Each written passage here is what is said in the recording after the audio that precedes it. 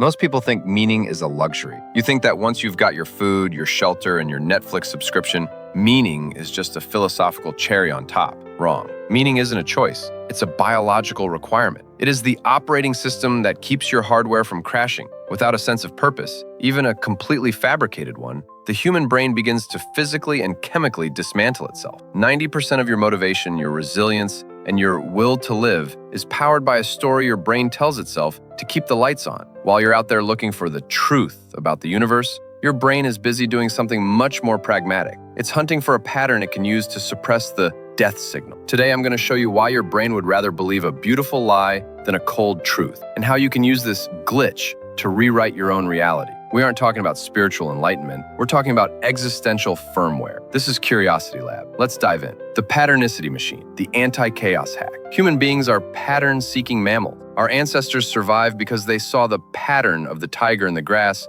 before the tiger saw them. But this hardware has a side effect. It cannot handle randomness. To your brain, randomness equals danger. When things happen for no reason, your cortisol levels spike. You go into a state of high alert. To solve this, the brain performs patternicity. It connects dots that aren't there. It sees a face in a cloud, a sign in a coincidence, or destiny in a random meeting. The hack. Meaning is just the name we give to a stable pattern. Your brain doesn't care if the pattern is objectively true. It only cares that the pattern is consistent. This is why people find meaning in everything from astrology to conspiracy theory. It's not about the facts. It's about lowering the anxiety coefficient of a random universe. The biological painkiller, the Frankl effect. In the 1940s, psychiatrist Viktor Frankl observed something wild in the concentration camps. The prisoners who survived weren't necessarily the strongest or the healthiest. They were the ones who had a why. From a human hardware perspective, meaning acts as a neurochemical buffer. When you have a sense of purpose, your prefrontal cortex sends signals to the amygdala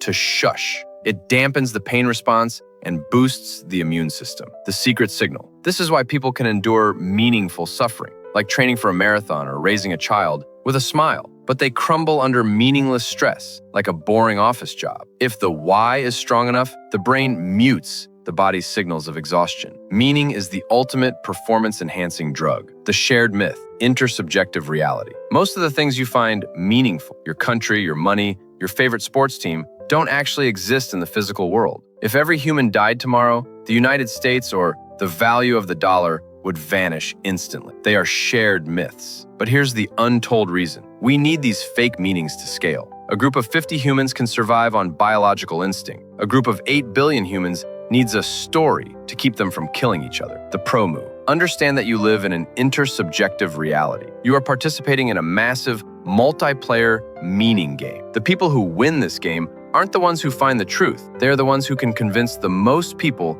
to believe in their specific story. Narrative transport, the hero's arc. Your brain doesn't store memories like a hard drive. It stores them like a movie script. This is narrative identity. You don't see your life as a series of 30,000 random days. You see it as a story with a protagonist, you, a goal, and obstacle. The problem? Most people are running a bad script. They see themselves as the victim or the side character, the hack. You can re-edit the film. This is what cognitive behavioral therapy actually is. It's script doctoring. By changing the narrative of your past, you change the chemical output of your brain in the present. If you tell yourself your trauma was training for your future mission, your brain switches from post-traumatic stress to post-traumatic growth. The meaning is fake, but the growth is 100% real. The placebo of purpose. Science has proven that placebo meaning is just as effective as real meaning. In studies, people who were given a fake sense of purpose, like being told their repetitive task was helping a charity, showed higher levels of dopamine and lower levels of inflammation than those who just did the task for money. The secret signal. Your meaning engine doesn't have a truth checker. It only has a utility checker. If a belief makes you more effective, more resilient, and more social, your brain tags it as true. This is why we fall for fake meaning, because they produce real biological results. The existential famine, the modern glitch. We are currently living through a meaning famine. For most of history, your meaning was handed to you. You were a farmer.